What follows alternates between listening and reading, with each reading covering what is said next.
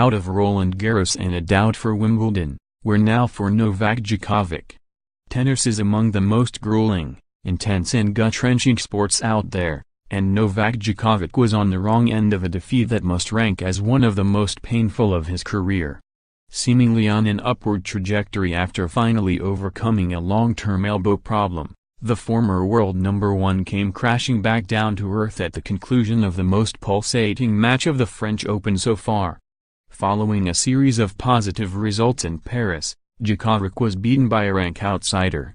Marco Cecchinato, a 25-year-old who had never enjoyed a Grand Slam main draw win in his career prior to this tournament, played the match of his life to defeat the 12-time major winner. But for all of the Italian's efforts, it will be a case of what if for the Serb. What if he hadn't woken up with a stiff neck that hampered him throughout the first set? What if he had served out the fourth set at 5-4 up? What if one of three routine short-court forehands in a breathless tiebreaker had just found its way in? There were countless opportunities missed, and for all of Djokovic's improvement, which has been marked in recent months, failure to convert in the biggest moments cost him a place in the semi-finals. Rather than heralding a remarkable comeback, we're left dissecting an impossibly disappointing defeat for a player so many are desperate to see return to his former glories.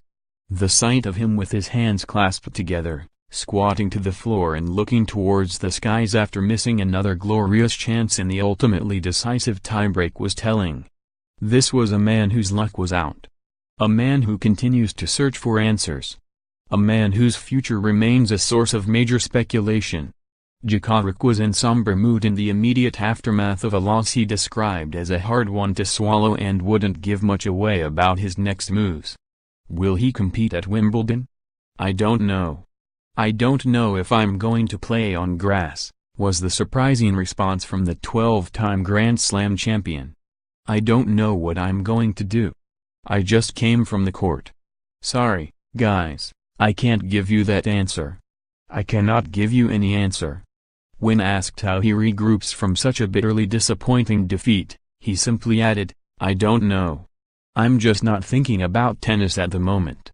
It was hardly a defiant statement of intent, but it surely speaks more to the pain of the exit from a tournament he seemed to genuinely believe he could win rather than any metaphorical throwing in of the towel.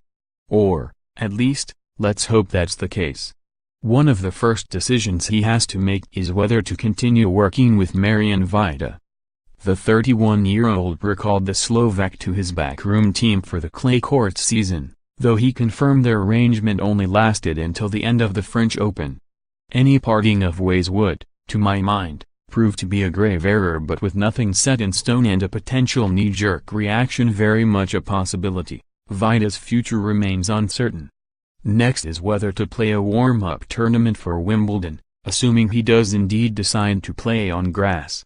His only title in the last 12 months came at Eastbourne, and while he's not always been inclined to play ahead of the third slam of the year, the extra match play would surely be beneficial.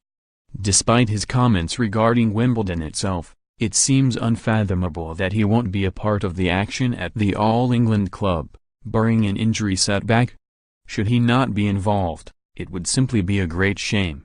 Though many would no doubt enjoy watching Roger Federer stroll to a 9th title on center court, I suspect I'm not alone in praying that somebody can step up to challenge him and at least make life difficult, and more entertaining from a neutral's perspective.